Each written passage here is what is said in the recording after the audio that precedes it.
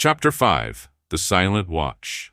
Section 1. The Long Vigil. 1198 CE. Outer Solar System. The Astralis drifted in the long dark beyond Neptune like a ghost ship from forgotten myths, torch cold and silent after 819 years of ceaseless burn.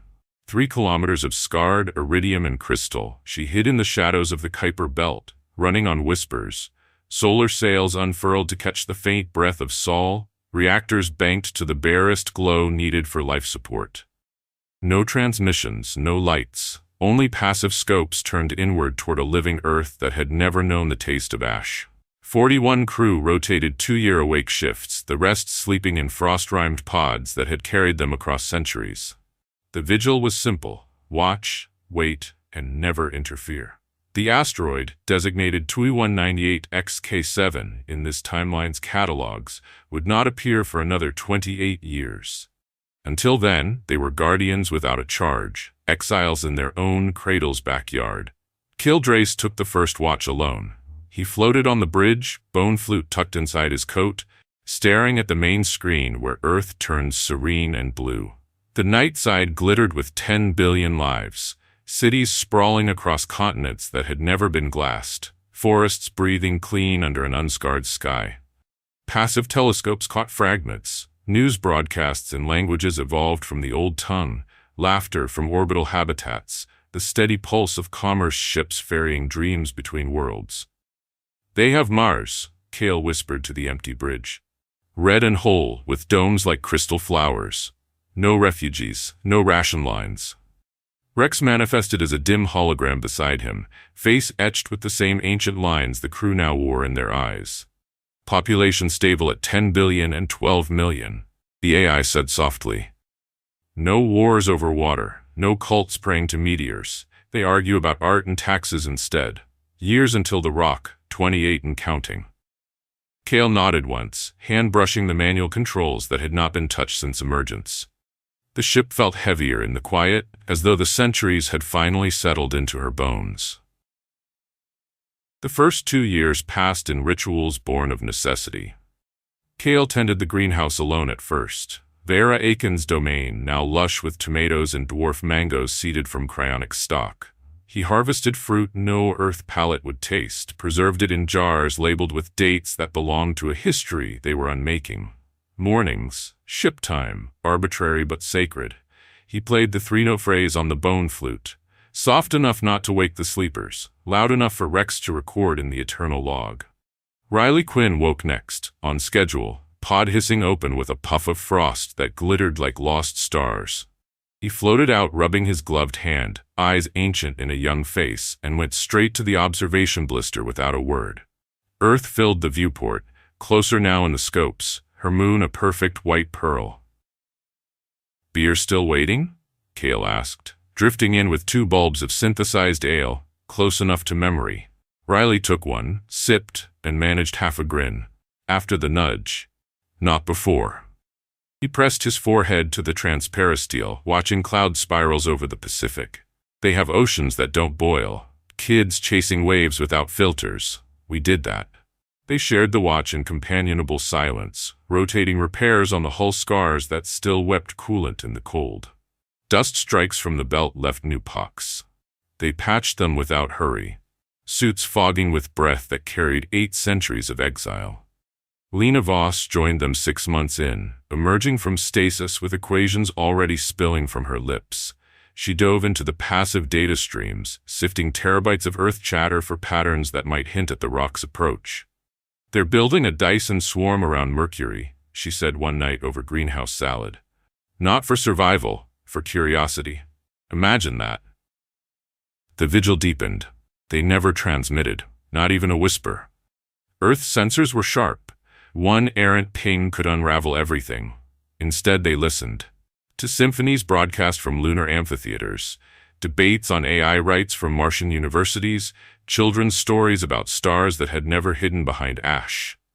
Samantha Kane woke last in the rotation, her quiet strength anchoring the small awake crew. She charted the solar system's traffic, freighters to Jupiter, liners to Saturn, ensuring Astralis stayed in the blind spots. "They're blooming," she said, voice soft with awe. 10 billion souls, and not one knows what they almost lost. Rex kept the countdown private at first, then public when the weight grew too heavy. A soft chime every ship morning, followed by the number. 27 years and 364 days. 27 years and 363 days. Cale ended his shift with the bone flute, playing the phrase into the void where no one but Rex could hear. Then he slipped back into stasis, heart slowing to 4%, dreams filled with a granddaughter who had died centuries ago, and a little girl on Earth who would never need to learn her song. The long vigil continued.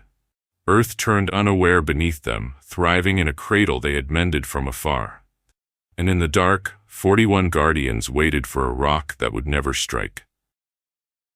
Section 2, The Garden That Was Never Needed, 2205 CE, Astralis Habitat Ring. The greenhouse smelled of wet earth and impossible summers. Vera Aiken floated between the dwarf mango trees, pruning leaves with fingers that had never aged past 26. The habitat ring spun slow and steady, giving just enough gravity for water to beat on leaves and drip into the soil trays below. Tomatoes hung heavy and red, vines thick as a child's wrist after 7 years of secret tending. The air was warm, humid, alive. Everything cryonics had forgotten how to be during the century of storms. Rex had kept the garden alive while the crew slept, cycling nutrients, trimming, coaxing fruit from seeds carried across 819 years. It had been meant as emergency rations for a journey that never needed them. Now it was simply memory made edible. Vera harvested alone today. Riley was on scope watch, Lena deep in orbital predictions, Cale still in stasis. She moved between the rows, singing the 3-note phrase under her breath, voice soft so it would not carry beyond the ring. When she reached the mango corner, she stopped, one hand resting on a trunk, no thicker than her forearm. The first fruit of the season hung ripe and golden, heavy enough to bend the branch. She cupped it gently, feeling the warmth of grow lights on skin that had never known real twin suns in 23 subjective years. For the winter that never happened, she whispered, and twisted it free. She carried the mango to the small drift table bolted to the deck, sliced it with a ceramic knife, and laid the pieces on a plate beside jars already labeled in her careful hand. Year 2200. First harvest after emergence. Year 2202. The year Earth sent its first child to Titan without a pressure suit. Year 2204. The year they cured the last childhood cancer. Today's jar would read 2205, the year the garden outlived its purpose. Footsteps, bare feet on metal grating. Samantha Kane drifted in, hair loose and floating, eyes soft from recent wake-up. She took one look at the plate and understood. "You're preserving the future," she said quietly. "No," Vera answered. "I'm preserving the past we stole from them." Samantha took a slice without asking, bit into it, and closed her eyes as juice ran down her chin. For a long moment neither spoke. The only sound was the gentle hiss of water cycling and the distant heartbeat of reactors keeping 41 humans alive in the dark. "They announced the Mercury array completion yesterday," Samantha said at last. 10,000 mirrors, each a kilometer wide. They're going to light the night side of Venus just to watch storms dance. Vera smiled, small and fierce. "We gave them boredom enough for art." They ate the entire mango in silence, licking fingers clean like children who had never learned rationing. When the plate was empty, Vera sealed the stone in a fresh jar, wrote the date in neat script, and set it on the top shelf beside 37 others. A perfect row of golden suns that would never rot. Later, when the others woke for the monthly gathering, she brought the jars to the observation blister. Earth hung outside the transparasteel, blue and white and impossibly whole. Riley took one look at the shelf and laughed. "Short, cracked, perfect. Beer and mangoes," he said, raising an imaginary glass. "Civilization complete." Lena ran a finger along the labels, reading the years that had never known ashfall. "They'll never understand what these cost." "They're not supposed to," Cale said from the hatchway. He had woken early, drawn by voices. His silver-streaked hair floated wild, but his eyes were gentle. "That's the point." Rex dimmed the lights to canyon dusk amber. the color of home no one alive remembered. 41 crew, some fresh from stasis, some ending their 2-year watch, gathered in a loose circle around the jars. No speeches, no ceremony. Vera simply opened the newest one, passed slices hand to hand, and let the taste of cryonic summer fill mouths that had forgotten sweetness. When the last piece was gone, Riley lifted the empty jar to the viewport. To the garden that was never needed, he said. 41 voices answered, soft as breath. And to the children who will never go hungry. Outside, Earth turned beneath an unscarred sky. 10 billion souls chasing sunrises they would never have to earn. Inside the ring, dwarf mango trees kept growing, fruit swelling for harvests no one would ever taste, because some promises are kept by never being spoken aloud. The vigil continued. 23 years remained. Section 3.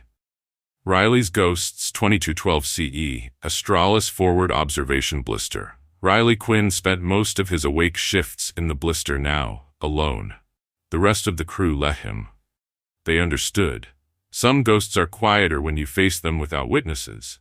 He floated tethered to the deck by one ankle, gloved left hand curled loosely around a handhold worn smooth by years of the same grip. 2 fingers were missing beneath the black glove, payment to the neutron star 798 years ago. But the ache had long since settled into something deeper than flesh. The forward viewport was a perfect circle of transparent steel 2 meters across, framing Earth like a living painting. At this distance, the planet no longer filled the sky. It was a brilliant blue-white marble suspended in velvet, continents sharp and green, night side glittering with cities that had never learned curfew. Riley watched it for hours without blinking. Sometimes he traced constellations with the 3 remaining fingers of his left hand, drawing lines between lights that had never been hidden by ash. Orion, Cassiopeia, the Southern Cross, bright and whole over an Antarctica that had never become a refugee continent. His breath fogged the glass in slow, deliberate clouds. Samantha Kane found him there on the 4th month of his shift, drifting in with 2 bulbs of coffee strong enough to etch steel. "You missed dinner," she said, offering 1 bulb. Riley took it without looking away from Earth. "Not hungry." "You haven't been hungry in 14 years, Riley. That's not the same thing." He managed half a smile that never reached his eyes. "I keep trying to remember what canyon wind felt like. The way it smelled when the first rain after a dust storm hit the hot stone. I think I've forgotten." Samantha anchored herself beside him, shoulder to shoulder, and studied the planet with him. For a long time, neither spoke. A bright flare winked on Earth's night side, somebody testing a fusion drive in orbit, probably children on a school tour. "They have weather balloons again," she said quietly. "Red ones. I watched a feed from Nairobi yesterday. A little boy let his go and chased it for kilometers across the savannah. No mask, no fear the air would kill him." Riley's throat worked once. "Good," he said, voice rough. "That's good." Silence stretched again, heavier this time. He reached into his coveralls and drew out the bone flute. The ivory was yellowed now, worn satin smooth along the finger holes from centuries of being carried next to hearts that refused to forget. He turned it slowly, thumb tracing the ancient blood groove where Asha had sealed the vow. "I keep thinking I hear it," he whispered. "The wind. When I close my eyes, I'm 9 again, stuck in that collapsed transport pod on cryonics, air running out. Waiting for rescue that took 11 hours. I swore if I ever got free, I'd never be closed in again. Now I've spent 819 years in the longest box ever built." He lifted the flute, pressed it to his lips, and played the 3-note phrase. Soft, almost shy, the sound swallowed by the blister's acoustics. The notes hung in the air like canyon dust after rain. Earth turned beneath them, serene and unaware. Samantha reached over and closed her hand around his on the flute. "You're not trapped anymore," she said. "Look out there. Open sky from horizon to horizon. We just have to wait a little longer." Riley's laugh cracked in the middle. 14 years left. Feels like forever and no time at all. She left him the flute and drifted back toward the hatch. At the threshold she paused. "The wind smelled like hot iron and wet stone," she said. And those little purple flowers that only opened when both suns were down. I remember. We all do. The hatch closed behind her with a soft sigh. Riley stayed until the end of his shift, floating in the dark, with Earth in his arms and ghosts at his back. When the next crew rotated in, he passed the blister without a word, but the bone flute was no longer in his pocket. He had left it on the drift table in the exact center of the viewport, where the light of one ordinary yellow sun struck it every dawn and turned the ivory the color of canyon dusk. Some nights, when the awake crew passed the blister on their rounds, they heard the 3 notes drifting through the ventilation. Faint, perfect, played by no living mouth. Riley never mentioned it again. But he stopped tracing constellations with only 3 fingers. And sometimes, when no one was watching, he smiled at the blue-white marble like a man remembering how to breathe. Section 4. The rock appears 224 CE, Astralis tactical sphere. The glint came at 0314 ship time, exactly as the oldest simulations had predicted. Samantha Kane saw it first. She was alone on the bridge, coffee bulb gone cold in her hand, running the nightly long-range sweep that had become ritual. The passive scopes painted the outer system in ghostly green, Neptune a dim crescent, the scattered glitter of Kuiper objects, the slow parade of human ships threading lanes that had never known desperation. Then a new icon blinked into existence just inside Jupiter's orbit, small, fast, wrong. She froze. For one heartbeat, the bridge was perfectly still except for the soft heartbeat of the reactors. Then her fingers moved without permission, refining the track, pulling albedo, running mass estimates against the ancient deflection tables carved into the ship's crystal core 819 years ago. The numbers matched to the 10th decimal. 21198 XK7, 7 kilometers of iron-nickel wrath, surface scarred by 1 billion years of silent travel, now falling sunward on a perfect collision vector with Earth. Impact date 14th August 2226, 0417 UTC. Kinetic yield, extinction level plus 30%. Samantha's breath left her in a sound that was almost a laugh. "Rex," she said, voice steady only because it had to be. "Wake the captain, wake everyone." The alarm was soft, no klaxons, no red strobes, just a gentle amber pulse, and Rex's voice, calm and fond, rolling through the corridors like canyon thunder heard from childhood. "All hands. The guest has arrived. Repeat. The rock is in the house." 41 pods opened within 90 seconds, bodies spilled into the corridors, already reaching for coveralls, eyes ancient and bright. Kale Drace arrived on the bridge first, silver hair wild from stasis, bone flute tucked in his belt like a sidearm. Riley was right behind him, tang gloved hand flexing around nothing. Lena Voss shot past both of them and slammed into the tactical console hard enough to rattle the deck. "Confirming," she said, fingers flying. "Mass 7.41 times 10 to the 15th kilograms. Velocity 29.8 kilometers per second relative. Impact window plus or minus 11 minutes. It's him. It's exactly him." Taravex drifted in last, calm as winter stone, and laid a flex pad on the central table. The deflection plan, written 400 years ago in a different century, was already glowing across the surface, every burn duration and vector unchanged. "Margin for error," she said quietly, "is now measured in millimeters and prayers." Silence fell, heavy and perfect. Outside the forward viewport, Jupiter hung huge and banded, the new asteroid a cold spark creeping across the giant's face. It was still 2 years away from the deflection point, but close enough that the scopes could resolve the slow tumble, the sunlit crescent catching on ancient craters. Kale stepped to the center of the bridge and looked around the circle of faces that had carried this moment across 8 centuries. "We waited 819 years for this morning. Now it's here." Riley's grin came back. Slow, reckless, real. "I get to push a rock?" he asked. Lena laughed once, sharp and bright, and punched numbers into the nav board. The torch ignition sequence began to scroll, green across every line. 7-minute burn, she said. 1.2 G. We light up, kiss the rock's flank exactly where the models say, shift it 0.7 degrees, and tumble it into the sun. Earth gets the prettiest meteor shower in history and never knows why old astronomers cry. Rex's hologram flickered into existence beside the main screen, arms folded, eyes soft. Torch warm up in 30 minutes, hull temperature nominal. We are officially no longer ghosts. Cale reached out and laid one scarred hand on the throttle quadrant, manual controls that had not moved since the dust strike. The bone flute pressed against his heart like a second pulse. Positions, he said. They moved without hurry, without panic. 41 bodies settling into couches that had waited 26 years for this exact dawn. Riley slid into the co-pilot seat, gloved hand resting light on the attitude thrusters. Samantha locked navigation. Lena took engineering, already singing the three-note phrase under her breath like a heartbeat. Rex counted down, voice warm and proud. Reactor 2 online, magnetic nozzles opening, plasma injectors hot, torch in 3, 2, 1. The Astralis woke with a roar that shook frost from the walls and lit the outer system like a second sun.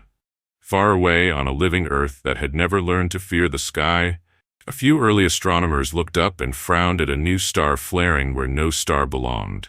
In the dark beyond Neptune, 41 Guardians began the final gentle push that would save 10 billion lives who would never know their names. The rock had appeared. The vigil was almost over. Section 5, Cale's Private Log 2225 CE. Astralis Captain's Quarters, Ship Night Tour. The cabin was dark except for the faint glow of the recorder's red eye. Cale Drace floated tethered to the small desk bolted beside his pod, bone flute resting on the worn wood like a sleeping bird. The rest of the crew slept. 12 months until the deflection burn, no need for more than a skeleton watch. The ship hummed around him, quiet and steady, the way a canyon feels after the wind finally dies. He pressed record. Captain's Private Log, he said, voice low enough that only Rex would ever hear. Year 847 external, 2225 common era. Asteroid 2198 XK7 confirmed on terminal trajectory. Deflection window opens in 364 days. All systems green. Crew, steady. He paused, thumb tracing the blood groove on the flute. I keep thinking about Kalis, he said at last. My granddaughter, 8 years old when we left. She pressed her little bone flute into my hand the night before ignition and told me to play it when I found them. She died of old age 795 years ago, give or take a century. Dust now, canyon dust. His voice did not shake. It simply grew quieter. Somewhere ahead, a child who looks nothing like her will chase fireflies under one yellow sun and never know why old men cry at meteor showers. She'll grow up, have children of her own, and none of them will ever need to learn the three-note phrase because we're making sure the sky never falls. He lifted the flute, turned it slowly in the red light. I used to think the debt was ours to pay, 300 taken, 74,000 years of exile, 819 years of fire across the dark. But tonight, I understand the interest was paid forward. Every mango Vera jars, every constellation Riley traces with 3 fingers instead of 5, every silent orbit Lena calculates, those are the interest. The principle was always theirs. 10 billion lives that never had to ration hope. Cale pressed the flute to his lips and played the 3 notes once, soft, private, perfect. The sound filled the tiny cabin like warm rain on hot stone. If we fail, little fire, he whispered to the dark, to the granddaughter who had been dust for centuries, remember your song still reached them. If we succeed, they will never need to know it existed. He stopped the recording, stared at the frozen red light for a long moment, then reached out and deleted the file.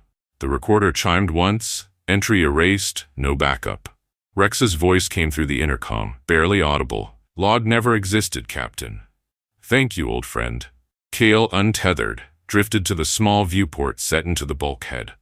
Earth hung there, a bright crescent on the night side, city lights glittering like scattered diamonds. Somewhere down there, a little girl who would never wear a filter mask slept under a sky that had forgotten how to burn. He pressed his palm to the cold, transparent steel. Sleep well, he said. We're almost done. Then he tucked the bone flute inside his coat, killed the cabin lights, and let the ship's gentle heartbeat carry him into the last year of waiting. Outside, the asteroid crept closer, 7 kilometers of silent judgment falling toward a cradle that would never feel its kiss. Inside, one old man who had outlived his own history kept watch with a promise older than stars. 364 days remained. Section 6. The Nudge, 14 August 2226, 0417 ship time, outer solar system. The bridge was quiet enough to hear hearts beat. 41 bodies floated in crash couches, harnesses drawn tight, eyes fixed on the forward viewport, where 21198 XK7 tumbled slow and terrible across the starfield. 7 kilometers of pitted iron, sunlit on one flank, black as judgment on the other. It was close now, close enough that the scopes painted every crater, every frozen scar from a billion years of travel.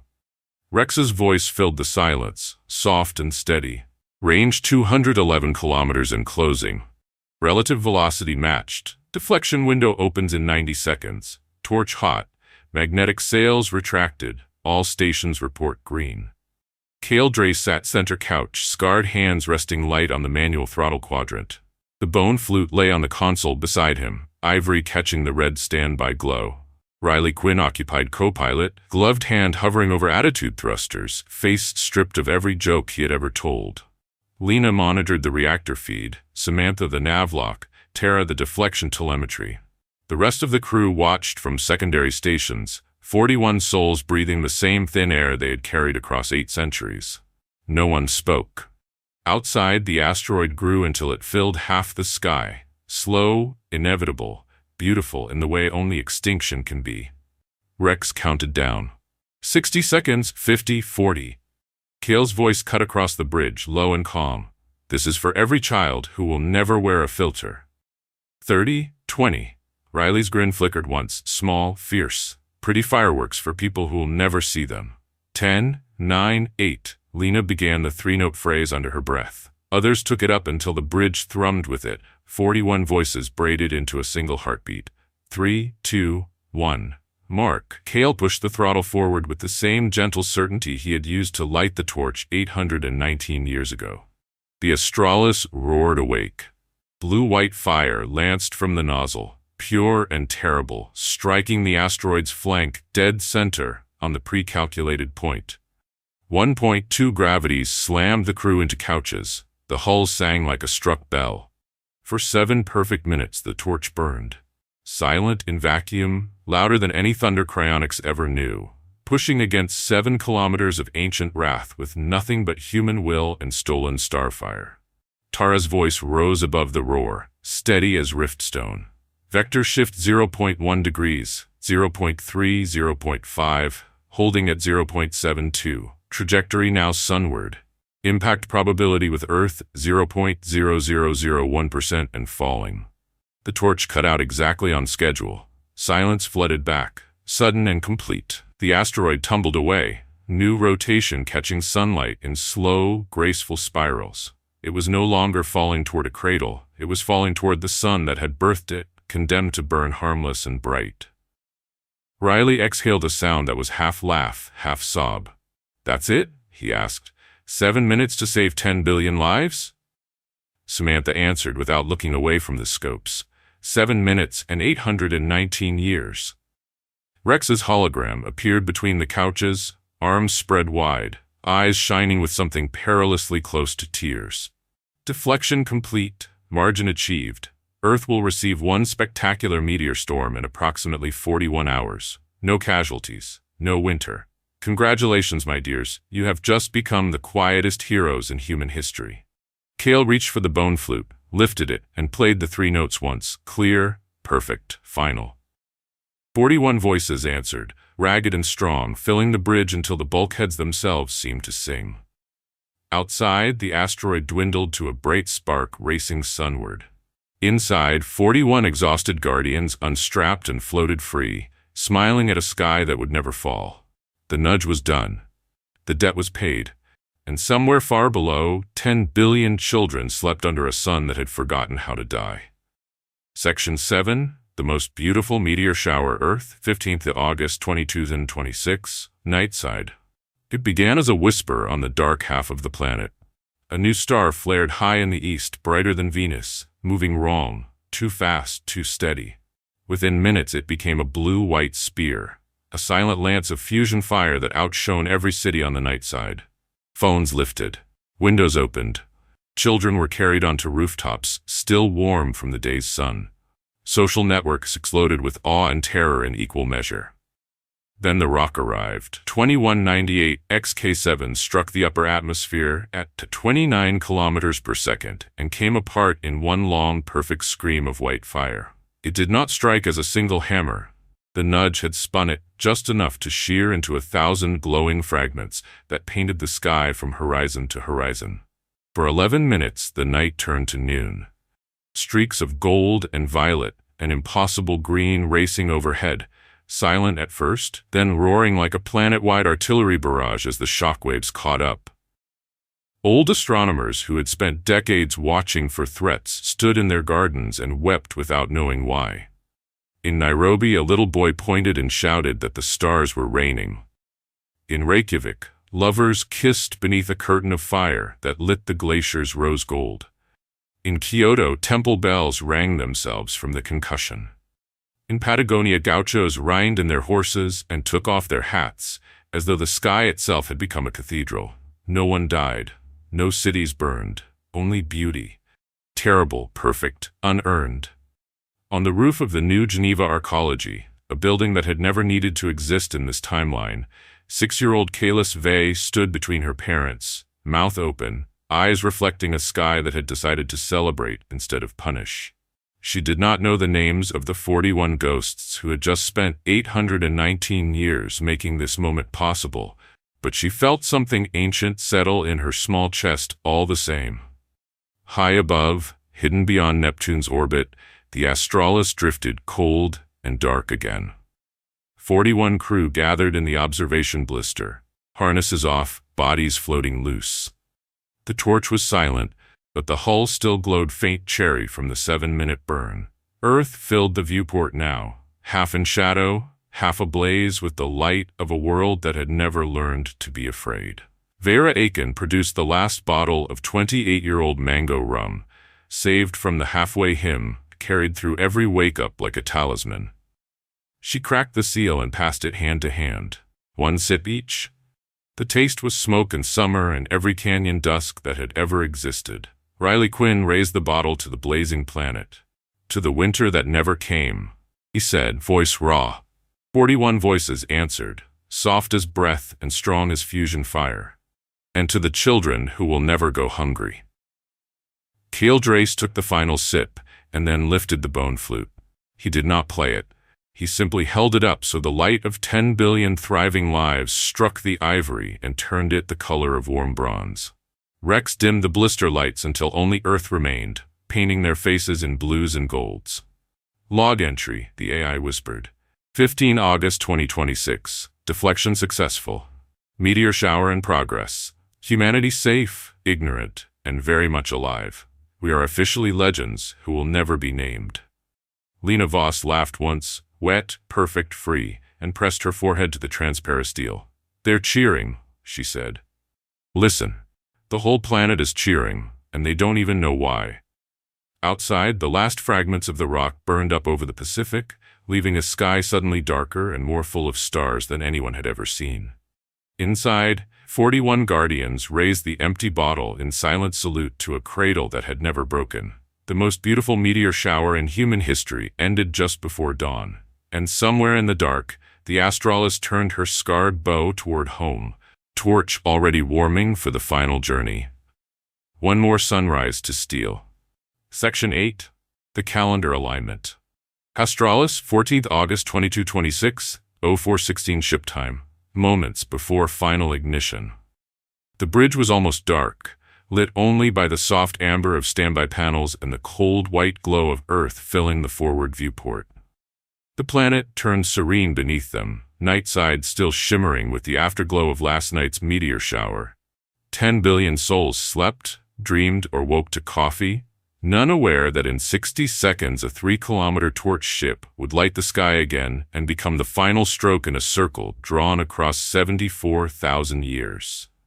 Cradle stood at the command island, one scarred hand resting on the throttle quadrant that had not moved in 28 years. The bone flute lay beside it, ivory warm from his pocket. Riley Quinn floated at his right, gloved hand light on the attitude thrusters. Lena, Samantha, Tara, Vera. Every station was crewed by people who had aged less than 3 subjective decades while carrying 8 centuries on their backs. Rex's hologram shimmered into existence between the couches, arms folded, eyes shining. Calendar alignment in 45 seconds, the AI said softly. Local historical records from the Ashfall timeline show an unexplained fusion plume in high orbit at exactly 04/1711 UTC on this date. Duration, 37 seconds. Spectral signature, high-temperature helium-3 exhaust. We are about to become our own ghost story. A ripple of quiet laughter moved through the bridge, tired, fond, and perfect. Riley glanced at Cale. Full burn for 37 seconds? That's barely a cough. Long enough to be seen from every observatory on the night side, Cale answered. Long enough to close the circle. Lena's voice came from engineering, steady as ever. Reactors Asha and Lyra at idle for 28 years. Magnetic bottles pristine. We light on your mark, Captain, and match the old signature to the millikelvin. Samantha added from navigation. Course laid for cryonics departure vector reversed. We'll ride the plumes straight into high Earth orbit, announce ourselves, and drop shuttles before anyone decides we're hostile. Tara closed the deflection log with a quiet chime. Asteroid confirmed sunbound. Probability of Earth impact now 0.0000003%. We are officially done saving the world. Rex began the countdown, voice warm and proud. Alignment in 10, 9, 8. Cale lifted the bone flute, pressed it to his lips, and played the 3-note phrase once. Clear, deliberate, final. 41 voices answered from every corner of the bridge, the sound filling the ship like canyon wind after centuries of silence. 3, 2, 1, mark. Cale pushed the throttle forward. The torch ignited with a roar that shook frost from the walls and lit the outer system like a second dawn.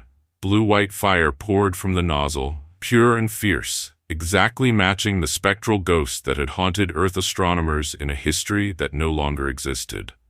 For 37 perfect seconds, the Astralis became a new star rising in the east, visible from Tokyo to Tehran, from Patagonia to the lunar far side. On Earth, millions looked up again in less than 24 hours and saw the impossible. A fusion plume moving against the stars, deliberate, alive, and impossibly beautiful. Rex spoke for the ship and every soul aboard, voice trembling with something ancient. We are now officially a legend. The torch cut at exactly 4:47:48 UTC. Silence returned, sudden and sacred. The scarred hull glowed cherry red along her entire length, neutron star scars flaring one last time like badges of honor. Ahead, Sol swelled bright and ordinary. Behind, the past 819 years fell away like shed armor. Cale released the throttle, turned to his crew, and spoke the first words of the new age. Take us home. Riley Quinn punched the maneuvering thrusters with his gloved hand and grinned. Wide, reckless, 26 years old, and 8 centuries wise. Road trip's over, cousins. Time to meet the family. The Astralis rolled gracefully onto her inbound vector, torch already warming for the long, gentle burn that would carry her into Earth orbit at dawn. Behind her, the circle closed with a sound like 2 suns rising at once. Ahead, a living Cradle waited, unscarred, unaware, and finally ready to hear the song.